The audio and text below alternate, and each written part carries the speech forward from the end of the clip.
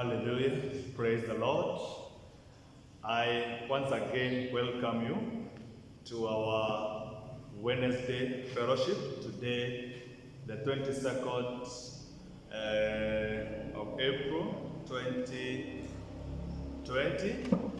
This is another day that the Lord has given us, the day that the Lord has blessed us with, and I hope that wherever we are safe. Wherever we are safe, we are keeping safe. We are still diligently obeying the directives of the government. And I want to thank our Lord so much because He has been so gracious upon us wherever we are. On this platform of our Facebook, that is Full Gospel Churches of Kenya, Murang'a Town.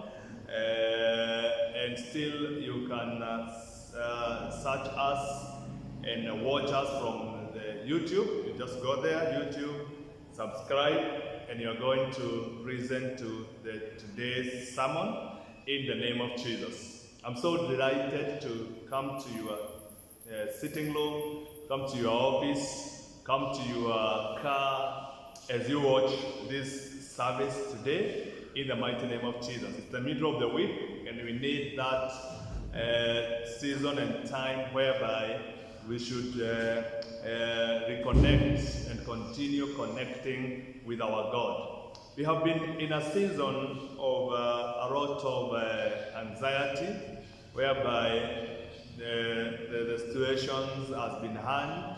We have been struck by this pandemic, and we have spoken a lot about it.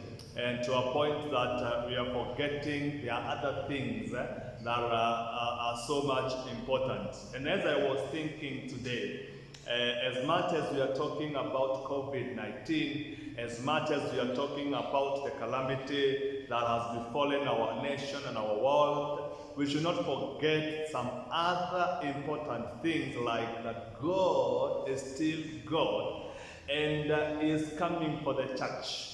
And remember, you have to be oriented with our God. You have to be known in His kingdom. Your name must appear in the book of life, so that whenever you come for the church, you are not going to miss. And today, very briefly, in this service, I want us to see the Word of God, and I want us to ask ourselves one question. And this question that I want us to ask ourselves, are you among the chosen? Are you among the chosen? Are you chosen to enter into the kingdom of God? Will you be among the number that will go to inherit the kingdom of God? Praise the name of the Lord. Remember, Jesus said that a time will come, and He will come again. Whenever you, or at that time that you will come to pick the church or to rapture the church and go and take it to His Father. And that time, we do not know. We do not know that time. We do not know when it will happen. We do not know when or how it will be. But what we know is that that time will come. And many people are speaking about that time as it is now. But I want to assure you, this is not yet the time. Or even if it is the last, we do not know. We do not exactly know. And we shall not have doubts when He will come. We shall not be speculating whether it is time, it is not time, is the world coming to an end, is the rapture taking place. We shall not have that doubt. It shall be plain and open, and everybody will know that the church has been raptured. So the most important thing about it now is to prepare yourself, is to keep yourself alert, so that when that time will come, when the rapture will come, you will be ready. Praise the name of the Lord. And that's why I'm asking ourselves, brothers and sisters, wherever we are you among the chosen? Are you ready? Are you staying in a way that as a person who is ready for the rapture, who is ready for the taking? Praise the name of the Lord. So that when he comes, you shall not miss. Praise the name of the Lord. And that's what I want us to see. And I want us to relate with a story in the book of Matthew, chapter number 22, starting from verse number 1, all the way to verse number 14. And Jesus was speaking about the kingdom of God, and he was speaking about the people who will enter into that kingdom. Praise the name of the Lord. And Jesus compared the kingdom of heaven with a king who has prepared a party wedding or a wedding party for his son. And the Bible tells us that he prepared the party, he cooked the food, and all things. You see, he was a king, so you can think what kind of a party that it was. And everybody desired to be invited to that party, but not all were invited. The Bible tells us that he sent emissaries, he sent letters, he sent invitation to various people who he invited to come and attend the party of his son who was wedding. And the Bible tells us that the people who were intended to attend refused to come. And you can imagine, he prepared a party, he cooked all the meals, he did all that was supposed to be done, but the invitees, the people who were invited, none of them showed up. You can just guess, your guess can be as mine, the frustration that was with the king, the disappointment that was the king, and the anger that was with the king. You can imagine having a wedding party and nobody comes. Praise the name of the Lord. It can be a very down moment for you. It can discourage you a lot. You can have a lot of pain. Number one, you have the loss of the food that you have prepared. Number two, you ask yourself so many questions. Why people have hated me to this extent? And I can prepare such a party and nobody shows up. And this was the case, this was the scenario of the king at that time. And Jesus was bringing this scenario to show the people about the kingdom of God. And he was telling them, those who were intended, those who were prepared for the party, they refused to show up. Praise the name of the Lord. And the Bible tells us that when the king, according to the story of Jesus, when the king now realized that nobody is coming for the party, the time has gone and nobody is showing up. The time is almost coming to dark, and the food are there and everything is prepared. The Bible tells us that he sent his servant to the village and he told them, just go, and wherever you find along the way, tell them, anyone that you meet, irrespective of the social class, irrespective of the background, irrespective of what, just everyone you find along the way or in the village, just tell them, I have invited. The doors are open. The doors to the palace are open. Just tell them to come and dine with us, because the ones who are intended refuse to come. Praise the name of the Lord. And this is where we are today. By the grace of God, remember, this salvation was not meant for us Gentiles, but those who were invited refused to go to the wedding. And that is whereby the door was opened for us. Praise the name of the Lord. And we found ourselves in the wedding banquet. And the Bible says in the book of 1 Peter, chapter number 2, and verse number 9, and verse number 10. 1 Peter, chapter number 2, verse number 9, and verse number 10. The Bible tells us that, but now you are chosen people, a royal priesthood, a holy nation, God's special possession, that you may declare the praises of him who called you out of darkness into the wonderful light. Hallelujah. And verse number 10, the Bible says, once you were not a people, but now you are the people of God. Once you had not received mercy, but now you have received mercy. Praise the name of the Lord. Today we can confidently say that we are chosen people, a royal priesthood.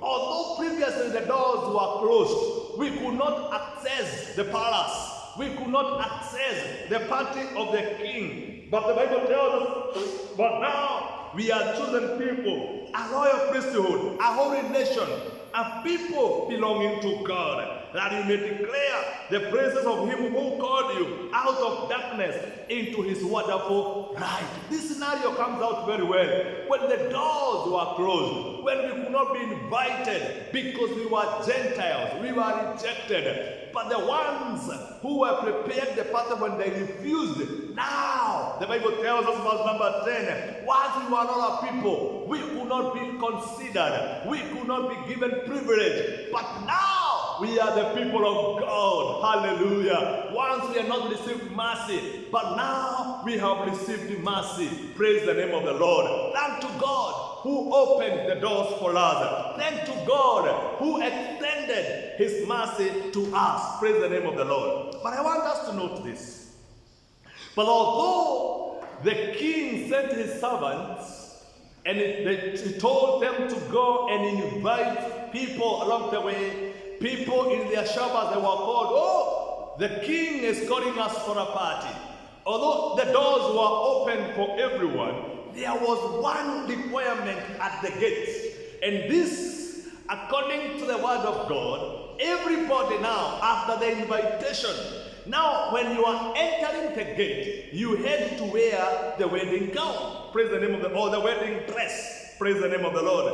And anyone without the attire will be thrown out. Praise the name of the Lord. So the door has been opened up. Everybody is invited. It is free for all. But once you accept the invitation, now when you reach the gate, you have to wear the wedding dress. That is the only requirement. Praise the name of the Lord. You can relate to the story that we saw in the Matthew 22 about the king, that now when the party was going on, when the people were dining, eating, and feasting, and remember these are just the ordinary people in the village, so they have not much etiquette. They just eat, dine, and do things just the normal way. But now king, after some time, he came to meet with the people who were invited. And as he was going loud, he noticed a man in verse number 11. He noticed a man who was not wearing the wedding clothes. And this brought a lot of problem, because the king asked the person, how did you get in here without wedding clothes? Although the door was open for everybody, although everybody was allowed to come in, there was one requirement. You have to wear the wedding clothes at the gate. And this man came and he was without the wedding cloth. Hallelujah. And what the Bible says, the king asked, friend, where did you get in? Why are you not in with the wedding cloth? And the Bible says in the verse number 13, then the king told the attendant, tie him hand and foot and throw him outside into the darkness, where there will be weeping and gnashing of teeth. Praise the name of the Lord. The party was open for everybody. The door was open for everybody, that anyone who passed the gate without wearing the wedding clothes, the Bible is telling us, they were chased away. The man was thrown out. The Bible says in verse number 14, for many are invited, but few are chosen. And that is my question today. Are you among the chosen, or you will be thrown out when the king comes aloud? Praise the name of the Lord. And who will be out? Who will be thrown out? I want us to note this.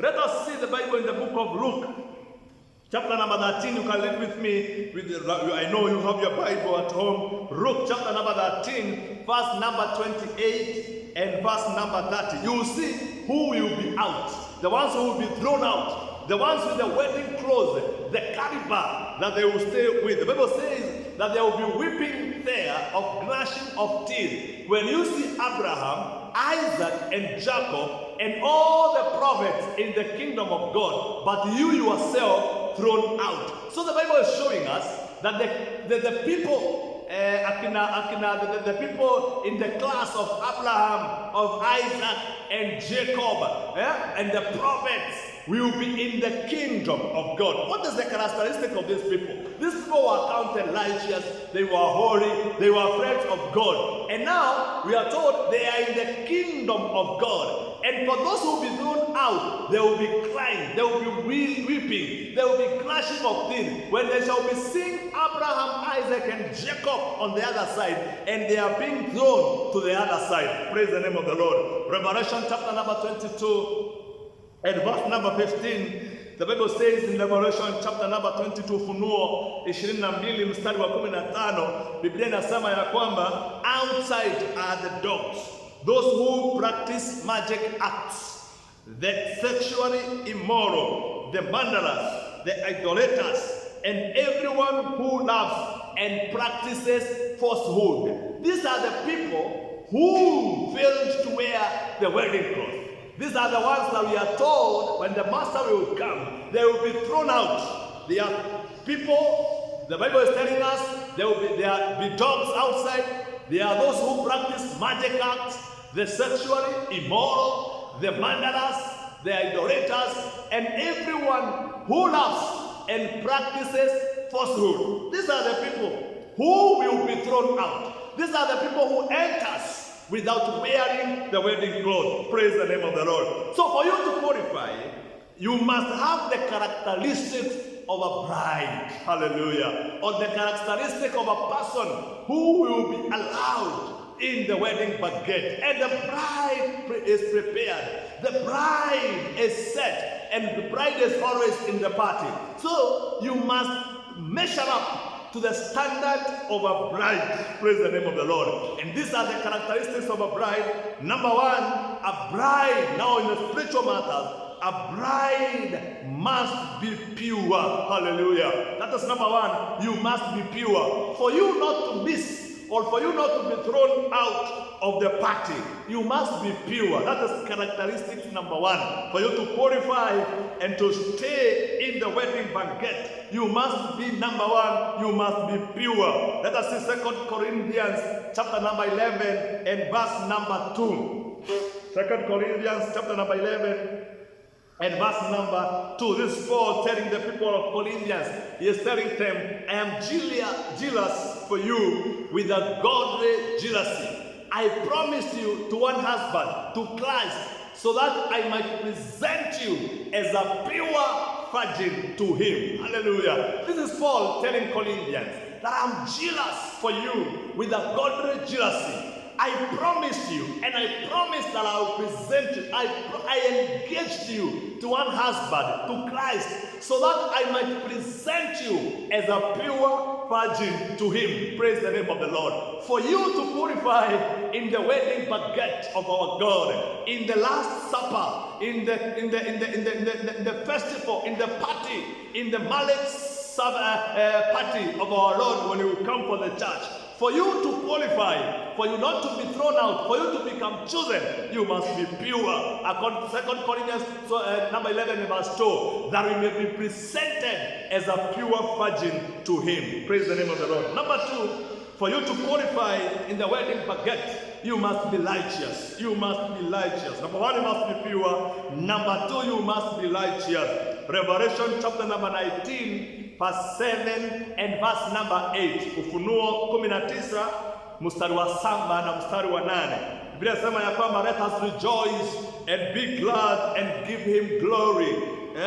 For the wedding of the Lamb has come, and his bride has made herself ready. Praise the name of the Lord. Verse number 8. Fine linen, bright and clean, was given her to wear. Fine linen, this is a paraphrase of the Bible, NIV. Fine linen stands for the righteous act of God's holy people. Hallelujah. Stands for the righteous act of the God's holy people. So you must have that fine linen. You must have that bright and clean clothes to wear. And this cloth, we have been told, it stands for the righteous act of the saint. Hallelujah. You must have that quality. You must have that fine linen. You must have that righteousness. You must do those acts of righteousness in the mighty name of Jesus.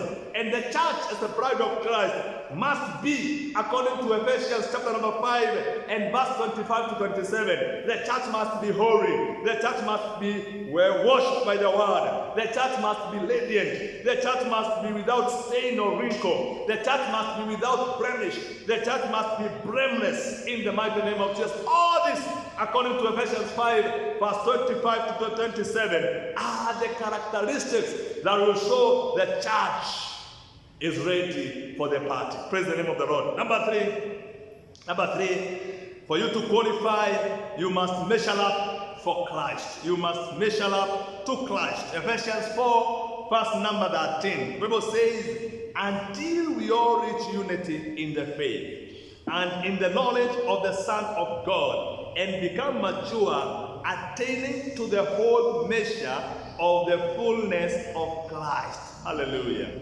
For you to qualify in that party, for you to be to access the party of our Lord, for you to be in heaven, for you to be chosen one, you must measure up to Christ. Jesus is our subject. We measure up to him. He is our example. He is the cornerstone. That is where we put a string on that other side, we stretch it, and we elevate ourselves along that line. We must measure up to the fullness of Christ. Each and every day, so like Paul, I am pursuing, I am every day trying as much as possible to lead to that perfection mark. That perfection mark, every day, the Paul said, I have not yet reached there, but I'm striving each and every day. And he's saying, as I fight, I don't fight as if I'm fighting the air, but I promo my body, making it a subject of myself, so that I may measure up to Christ. That is what we are supposed to do. We should measure up to Christ according to Ephesians chapter number 4. Number 4,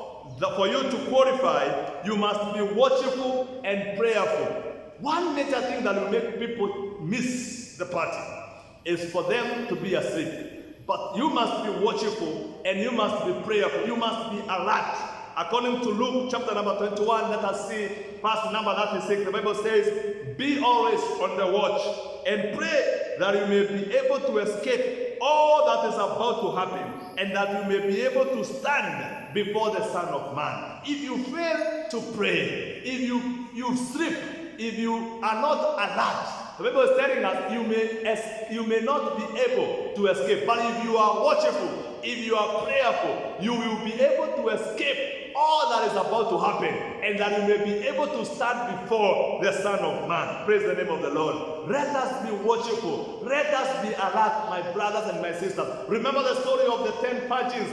The 5 of them were wise, and the 5 of them were foolish. These 5 missed the party because they were not watchful. They were not alert. They were not sensitive to the Spirit. That is what we are supposed to do. We are supposed to be sensitive to the Spirit. We are supposed to be alert, so that when He comes, we shall not miss. Praise the name of the Lord. Number 5, we must, as I have said there, we must be stretching to reach perfection. That's what I have said. The other one, we must be sincere and have pure devotion to Christ. We must be sincere and have pure devotion to Christ. Let us see 2 Corinthians chapter number 11 and verse 3. Paul continued to say, but I'm afraid to just as Eve was deceived by the serpent's cunning, your minds may somehow be led astray from your sincere and pure devotion. This was the fear of Paul. And he was telling them, according to how I see things,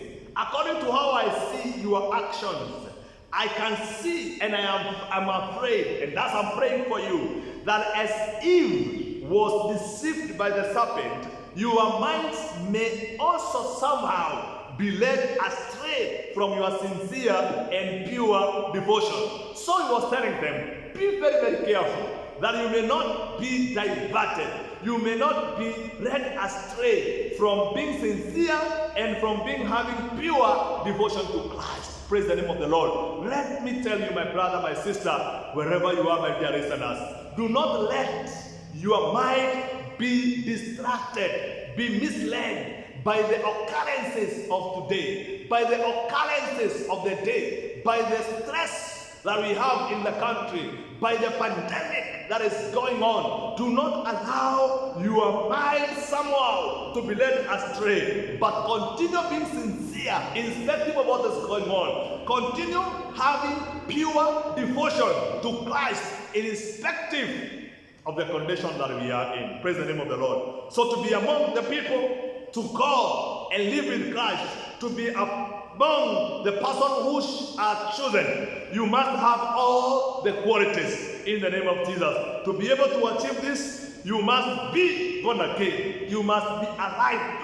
You know, there is no way you can get righteousness out of Christ. There is no way you can say, I'm measuring up to Christ, yet you are not born again. No. The first important thing, you must be born again. You must be transformed. Be ye transformed by the renewal of your minds. Hallelujah. So you must be born again. The Bible says in John chapter 3 and verse number 7, you should not be surprised by my saying, you must be born again. This was John when he was preaching and was baptizing people. And when they came to ask him, what shall we do now? And he told them, you should not be surprised at me saying, you must be born again. And this is what I want to say. Amidst the COVID-19 era, amidst the challenges that we are in, my dear friend, wherever you are, for you to be among the chosen people to inherit the kingdom of God, the most important thing, you might not be surprised, and you should not be surprised by me saying this. I echo the words of John. You must be born again. Praise the name of the Lord. Hallelujah. And the other thing, for you to be sensitive, for you to be